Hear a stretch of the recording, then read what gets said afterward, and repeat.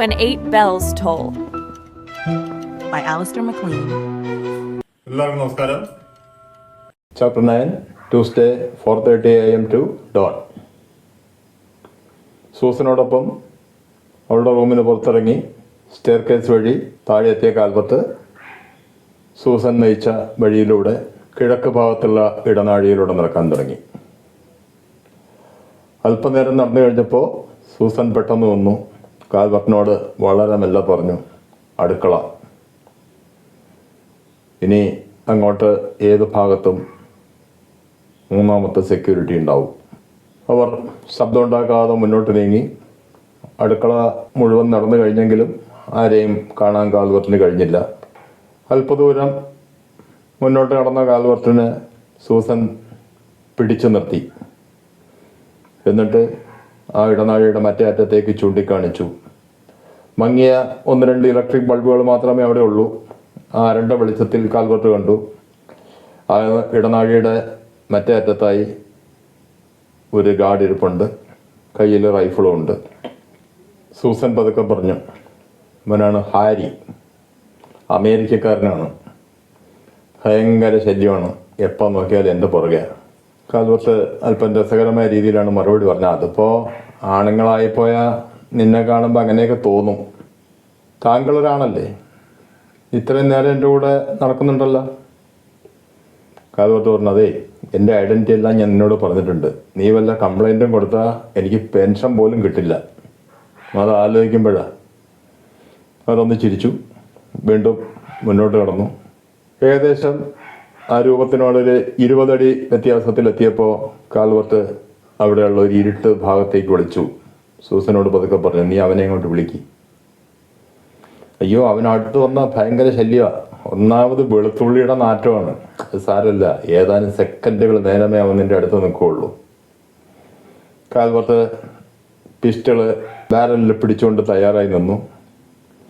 Susan വിളിച്ചതിനനുസരിച്ച് guard പെട്ടെന്ന് ചാടി എണീറ്റു. സൂസനെ കണ്ടപ്പോൾ റൈഫിളെല്ലാം അവിടെ വെച്ച് പതുക്കെ സൂസൻ്റെ അടുത്തേക്ക് വന്നു. അടുത്തെത്തിയ അയാൾ സൂസനെ കെട്ടിപ്പിടിക്കാനൊരു ശ്രമം നടത്തുന്നതാണ് കാൽവർട്ട് കണ്ടത്. പക്ഷേ ആ ശ്രമത്തിനിടയിൽ കാൽവർട്ടിൻ്റെ ആക്രമണത്തിൽ അയാൾ താഴെ വീണു. കാൽവർട്ട് നേരത്തെ ചെയ്ത പോലെ തന്നെ അയാളുടെ കൈ രണ്ടും പുറകോട്ട് കൂട്ടിക്കെട്ടി, കാലും കൂട്ടിക്കെട്ടി. പിന്നീട് കർച്ചീഫ് നേരത്തെ മറ്റേ ഗാർഡിൻ്റെ വായിലായതുകൊണ്ട് അയാളുടെ ഷർട്ടിൻ്റെ ഒരു ഭാഗം തന്നെ കീറിയെടുത്ത് അയാളുടെ വായിലേക്ക് തിരുകി. സൂസൻ പെട്ടെന്ന് ചിരിക്കാൻ തുടങ്ങി. കാൽവർട്ട് ചോദിച്ചു, നീ എന്തിനിങ്ങനെ ചിരിക്കണേ? അത് ഇയാൾ വലിയ വേഷഭ്രമക്കാരനാണ്, നല്ല സിൽക്ക് ഷർട്ടൊക്കെ ഇട്ടുകൊണ്ട് നിൽക്കുകയായിരുന്നു. ഇപ്പം അത് കീറി അയാളുടെ വായിൽ തന്നെ വെച്ചു കൊടുത്തല്ലോ. അത് കണ്ടപ്പോൾ കാൽവർട്ട് ഒന്നും മിണ്ടാതെ എണീറ്റ് നിന്ന് അയാളുടെ റൈഫിൾ എടുത്തുകൊണ്ട് വന്നു സൂസൻ്റെ കൊടുത്തു. അപ്പം കൂടുതൽ എന്തെങ്കിലും പ്രവർത്തിക്കാൻ ശ്രമിച്ചാൽ ധൈര്യമായി ഷൂട്ട് ചെയ്ത് തരും. പിന്നീട് കാൽവർട്ട് ചോദിച്ചു, ഏത് ഭാഗത്താണ് നിങ്ങളുടെ സെല്ലാറ്? അവൾ താഴേക്കുള്ളൊരു വഴി കാണിച്ചു. അത് വെറും വഴിയല്ല, ഒരുപാട് പടിക്കെട്ടുകൾ ഇറങ്ങണം. കാൽവർട്ട് ചോദിച്ചു, ഈ ഒരു സെല്ലാർ ഇങ്ങനെ എത്ര അറ്റത്ത് കൊണ്ട് വെച്ചിട്ട് അവിടെ നിന്ന് എങ്ങനെയാണ് ഈ വൈനൊക്കെ അകത്തേക്ക് കൊണ്ടുവരിക? സൂസൻ പറഞ്ഞു, അത് വൈൻ സെല്ലാറല്ല, ഞങ്ങളുടെ വാട്ടർ റിസർവോയറാണ്. മഴക്കാലത്ത് ശുദ്ധജലം അവിടെ സ്റ്റോർ ചെയ്യും, ആവശ്യത്തിനെടുക്കും. പിന്നെ ഞങ്ങളുടെ ബോട്ട് ഹൗസിലേക്കും അതാണ് വഴി. കാൽവർട്ട് തലേ ദിവസം ഹെലികോപ്റ്ററിൽ യാത്ര ചെയ്തപ്പോൾ കണ്ട രംഗങ്ങൾ മനസ്സിലൊന്ന് ഓർത്തു. കാരണം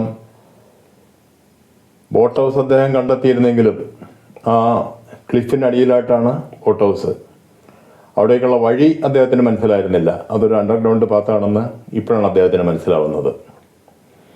അദ്ദേഹം താഴേക്ക് ഇറങ്ങി. അവിടെ നിന്ന് സെല്ലാറിലേക്കുള്ള വഴി മുകളിലേക്ക് മറ്റൊരു പടവ് കയറി പോകുന്നുണ്ടെന്ന് സൂസൻ പറഞ്ഞിരുന്നു. ആ വഴി കണ്ടു, പക്ഷേ അദ്ദേഹം ആ വഴിക്ക് പോയില്ല.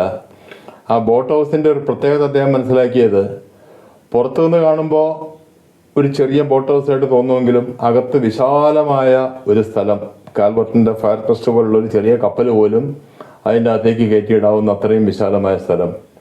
കൂടാതെ മറ്റു ചില ഉപകരണങ്ങളും കൂടി കാൽവർട്ട് അവിടെ കണ്ടു. കുറച്ചു നേരം അതെല്ലാം ഒന്ന് ശ്രദ്ധിച്ചതിന് ശേഷം കാൽവർട്ട് തിരിച്ച് മുകളിലേക്കെത്തി. മുകളിലെത്തുമ്പോഴേക്കും ഗാർഡ് ബോധമൊക്കെ തെളിഞ്ഞെണീറ്റിരുന്നു. അവൻ രക്ഷപ്പെടാൻ ശ്രമം നടത്തുന്നുണ്ട്. എന്തും സംഭവിച്ചാൽ നേരിടാൻ തയ്യാറായി സൂസൻ റൈഫിളും പിടിച്ചുകൊണ്ട് അടുത്ത് നിൽക്കുന്നുണ്ട്. കാൽവർട്ട് അവൻ്റെ കാലുകളൊന്നഴിച്ചു. ഉടനെ അവൻ ശക്തമായ കാൽവർട്ടിന് നേരെ തൊഴിച്ചു. അത് മുൻകൂട്ടി മനസ്സിലാക്കിയ കാൽവർട്ട് ഒഴിഞ്ഞു മാറുകയും അടുത്ത ഒരാക്രമണത്തിൽ അവൻ്റെ ബോധം നഷ്ടപ്പെടുകയും ചെയ്തു. ബോധം നഷ്ടപ്പെട്ട് അവനെ തൂക്കിയെടുത്തുകൊണ്ട് കാൽവർട്ട് മുകളിലേക്ക് നടന്നു. പുറകെ സൂസന്. മുകളിലെത്തിയ കാൽവർട്ട് സൂസനോട് ചോദിച്ചു, ഈ സെല്ലറിൻ്റെ അകത്തുള്ള മനുഷ്യർക്ക് സൂര്യപ്രകാശമൊന്നും വേണ്ടേ? അവരുടെ ആരോഗ്യമൊക്കെ മഹാമോശമായി കാണുമല്ലോ. ഇല്ല, അവരെ എന്നും രാവിലെ 1-1.5 മണിക്കൂർ പുറത്തു കൊണ്ടുവന്ന് വെയിലും കാറ്റും ഒക്കെ കൊള്ളിക്കും ഗാർഡുകളുടെ നേതൃത്വത്തിൽ. നീ എപ്പോഴെങ്കിലും അവരെ കണ്ടിട്ടുണ്ടോ? ഞാൻ 1-2 തവണയൊക്കെ ഒളിച്ച് കണ്ടിട്ടുണ്ട്. കാണരുതെന്നാണ് അങ്കിൾ സ്കൗറാസ് പറഞ്ഞിരിക്കുന്നത്. കാൽവർട്ട് ആശ്ചര്യത്തോടെ ചോദിച്ചു, സർ അന്തോണി സ്കൗറാസ്, അവനെങ്ങനെ നിന്റെ അങ്കിളായി? അയാളും എൻ്റെ അച്ഛനും വളരെ ക്ലോസ് ഫ്രണ്ട്സാണ്. എന്നുവെച്ചാൽ ആയിരുന്നു. കുറച്ചായി സ്കൗറാസിൻ്റെ സ്വഭാവത്തിലാകെ മാറ്റം വന്നിരിക്കുന്നു, പ്രത്യേകിച്ച് ആദ്യ ഭാര്യ മരിച്ചതിന് ശേഷം. ഇപ്പോൾ അച്ഛനെ ഭീഷണിപ്പെടുത്തിയാണ് അയാളിവിടെ ഓരോ കാര്യങ്ങൾ നടത്തുന്നത്. പണ്ടിങ്ങനെയൊന്നും ആയിരുന്നില്ല. ഞാൻ ലണ്ടനിലുള്ള അയാളുടെ വീട്ടിലൊക്കെ പോയിട്ടുണ്ട്. ഒരുപാട് ദിവസം അവിടെ താമസിച്ചിട്ടുണ്ട്. നല്ല സ്നേഹമുള്ള മനുഷ്യനായിരുന്നു. കാൽവർട്ട് പറഞ്ഞു, മനുഷ്യനൊക്കെ മാറാൻ എത്ര നേരം വേണം? അത് കഴിഞ്ഞ് അദ്ദേഹം സൂസനോട് ചോദിച്ചു, ഇവിടുത്തെ റേഡിയോ റൂം എവിടെ? സൂസൻ ഒരു ചോദ്യഭാവത്തിൽ കാൽവർട്ടിനെ നോക്കി. ഞാൻ എങ്ങനെ മനസ്സിലാക്കി എന്നായിരിക്കും. ഈ ഒരു ഒറ്റപ്പെട്ട ദ്വീപിൽ താമസിക്കുമ്പോൾ പുറത്തേക്കൊരു കമ്മ്യൂണിക്കേഷൻ എന്തായാലും ഇവിടെ റേഡിയോ റൂം ഉണ്ടാവുമെന്ന് എനിക്ക് ഊഹിക്കാം. സൂസൻ സ്റ്റെയർ കേസിന് പുറകിലുള്ള ഒരു റൂം ചൂണ്ടിക്കാണിച്ചു കൊടുത്തു. അതിൻ്റെ താക്കോല് അവൾ തന്നെ എടുത്തു കൊടുത്തു. കാൽവർട്ട് അത് തുറന്നു. അതിൻ്റെ അകത്ത് വളരെ അഡ്വാൻസ്ഡ് ആയിട്ടുള്ള ഒരു RCA സെറ്റ് ഉണ്ടായിരുന്നു. കാൽവർട്ട് ആ റേഡിയോ സെറ്റ് ഓപ്പറേറ്റ് ചെയ്യാൻ തുടങ്ങി. ലണ്ടനിലുള്ള ഒരു പ്രത്യേക നമ്പറിലേക്ക് വിളിച്ചു. കുറച്ചു നേരം അദ്ദേഹം സംസാരിച്ചു. പ്രധാനമായും ആ ഐലൻഡിൻ്റെ ലൊക്കേഷനും അതുകൂടാതെ താഴേക്ക് സെല്ലറിലേക്കും ബോട്ട് ഹൗസിലേക്കും ഒക്കെ പോകാനുള്ള വഴിയും ഒക്കെ ആയിരുന്നു കാൽവർട്ട് അതിലൂടെ പറഞ്ഞു കൊടുത്തിരുന്നത്. അതെല്ലാം കേട്ട് അത്ഭുത സ്തബ്ധയായി നിൽക്കുകയാണ് സൂസൻ. കാൽവർട്ട് പോക്കറ്റിൽ നിന്നു കത്തിയെടുത്തു. അദ്ദേഹത്തിൻ്റെ കൈയൊന്ന് മുറിച്ചു. ആ മുറിവിൽ വന്ന ചോര അദ്ദേഹം ആ റൈഫിളിൻ്റെ ബയണറ്റിലേക്ക് ഇറ്റിക്കാൻ തുടങ്ങി. വീണ്ടും സൂസൻ അങ്ങനെ അന്തം വിട്ട് നോക്കി നിൽക്കുകയാണ്. കുറച്ചു നേരം ആ ചോരത്തുള്ളികൾ അതിൽ വീണ് കഴിഞ്ഞപ്പോൾ കാൽവർട്ട് ആ ചോര അതിലൊന്ന് തേച്ചു. എന്നിട്ട് അല്പനേരം വെയിറ്റ് ചെയ്തു അതൊന്ന് ഉണങ്ങാൻ വേണ്ടി. പിന്നീട് കാൽവർട്ട് ചെയ്തത് ആ ഗാർഡിനെ വലിച്ചഴിച്ച് പുറത്തേക്ക് കൊണ്ടുപോയിരുന്നു. പുറത്തെത്തി അദ്ദേഹം പറഞ്ഞു, ഇവിടെ നിന്നൊന്നും സംഭവിച്ചിട്ടില്ല, നമ്മൾ തമ്മിൽ കണ്ടിട്ടില്ല. സൂസൻ പറഞ്ഞു, എനിക്കാകെ പേടിയാവുന്നു, ഞാൻ താങ്കളോടൊപ്പം വരട്ടെ? വേണ്ട, നീ ഇവിടെ നിന്ന് പോയി എന്ന് കണ്ടാൽ ഇവന്മാർ കാര്യം മനസ്സിലാക്കും. പിന്നെ അടുത്ത നിമിഷം ആ സെല്ലാറിൽ കിടക്കുന്നവരെ കൊല്ലും, അവർ രക്ഷപ്പെടും. അതൊരിക്കലും ഉണ്ടാവാൻ പാടില്ല. മറ്റൊരു കാര്യമുള്ളത്, നിന്റെ അച്ഛൻ്റെ ജീവൻ പോലും അപകടത്തിലാവും. കാരണം അദ്ദേഹം ഇപ്പോൾ അവരുടെ കൂടെയാണ്. ആ പുൽമേട്ടിൽ മറ്റേ സെക്യൂരിറ്റി ഗാർഡിനെ ഞാൻ അടിച്ചു വീഴ്ത്തിയിട്ടിട്ടുണ്ട്. ഇവരെ രണ്ടുപേരെയും ഞാൻ കൊണ്ടുപോകും. ഈ റൈഫിള് ഞാൻ അവിടെ ഇടും. കാണുന്നവരെന്ത് മനസ്സിലാക്കും? ഇവർ തമ്മിലെന്തോ ഒരു ഫൈറ്റ് നടന്നിട്ടുണ്ട് എന്ന് മനസ്സിലാക്കും. അങ്ങനെ മനസ്സിലാക്കിയാൽ പോരാ, അതിനായിട്ടുള്ള വേറൊരു പണിയോട് ഞാൻ ചെയ്തിട്ടുണ്ട്. ക്ലിഫിൻ്റെ മുകളിൽ മറ്റേ റൈഫിൾ കൊണ്ടിട്ടുണ്ട്. ഫൈറ്റിൻ്റെ ആഫ്റ്റർ എഫക്റ്റായിട്ട് ബയോണറ്റ് കൊണ്ട് ഒരുത്തൻ മറ്റവനെ കുത്തിക്കൊന്നു. അത് ഈ ബയോണറ്റിലെ ചോരപ്പാട് കാണുമ്പോൾ ആൾക്കാർക്ക് തോന്നണം. പിന്നീട് കൊന്നവൻ മറ്റവനെയും വലിച്ചഴിച്ചുകൊണ്ട് ക്ലിഫിലേക്ക് പോവുകയും കടലിലേക്ക് എടുത്ത് എറിയുകയും ചെയ്തു. കൂട്ടത്തിൽ കാല് തെറ്റി അവനും വീണുപോയി. അവൻ്റെ റൈഫിളാണ് അവിടെ കിടക്കുന്നത്. സൂസൻ ആകാന്തം വിട്ട് നോക്കി നിൽക്കുകയാണ്. ഇനി ഇതിനൊരു പ്രൂഫ് കിട്ടാനൊരു കാര്യം കൂടി വേണം. നിൻ്റെ അച്ഛൻ്റെ കളക്ഷനിൽ നിന്ന് കുറച്ച് വിസ്കിയും എടുത്തുകൊണ്ട് പോവാ. വിസ്കി അദ്ദേഹം ആ പുല്ലിലൊക്കെ നല്ലതുപോലെ ഒഴിച്ചു. ഇനി അവിടെ വന്ന് നോക്കുന്നവർക്ക് ആ വിസ്കിയുടെ മണം കിട്ടും. അപ്പോൾ മദ്യത്തിൻ്റെ മുകളിലാണ് ഇവർ തമ്മിലൊരു ഫൈറ്റ് നടന്നത് എന്ന് കാണുന്നവർ ഊഹിക്കും. ഇത്രയും പറഞ്ഞതിന് ശേഷം കാൽവർട്ട് ആ റൈഫിൾ കൊണ്ട് ആ പുൽമേട്ടിലിട്ടു. അവിടെ അടിച്ചു വീഴ്ത്തിയിട്ടിരുന്ന ഗാർഡിനെയും കൂടി പിടിച്ചുകൊണ്ട് വന്നു.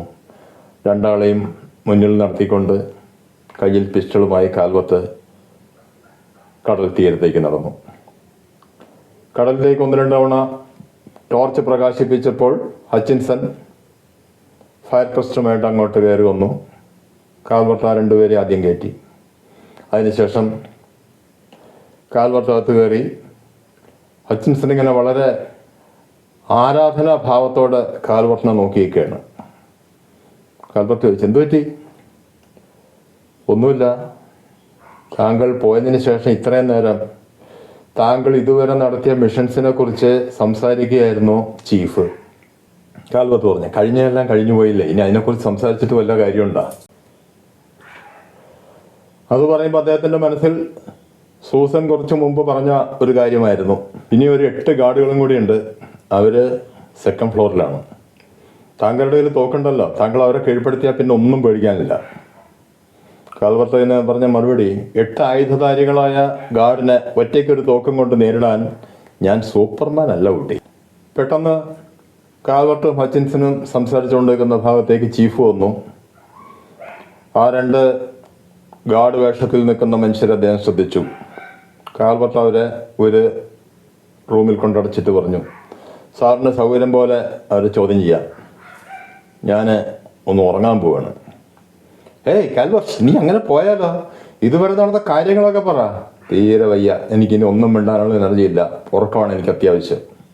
എനർജി അല്ലേ, അത് ഞാൻ തരാമല്ലോ. ചീഫ് അലമാരയിൽ നിന്ന് ഒരു സ്കോച്ചിൻ്റെ കുപ്പി പുറത്തെടുത്തു. 3 ആളും കുറേശ്ശെ കഴിച്ചു. അതിനുശേഷം കാൽവർട്ട് അതുവരെ നടന്ന കാര്യങ്ങളെല്ലാം ചീഫിനോട് പറഞ്ഞു. ഒപ്പം അദ്ദേഹം ആ ബോട്ട് ഹൗസിൽ കണ്ട കാഴ്ചകളെക്കുറിച്ചുള്ള ചില ഊഹങ്ങളും ചീഫിനോട് പറഞ്ഞു. അത് കേട്ട് ചീഫും ഹച്ചിൻസനും ആകെ അമ്പരന്ന് നിൽക്കുകയാണ്. കാൽവർട്ട് പറഞ്ഞു, കാണാതെ പോയ കപ്പലുകൾ നോർവേയിലേക്കോ ഐസ്ലൻഡിലേക്കോ പോയി എന്ന് നമ്മൾ വിചാരിക്കുന്നു. അതിനായിട്ടുള്ള ഒരുപാട് എയർ സെർച്ചുകളും കഴിഞ്ഞു. ഒരു കപ്പലും കണ്ടുപിടിക്കാൻ പറ്റിയിട്ടില്ല.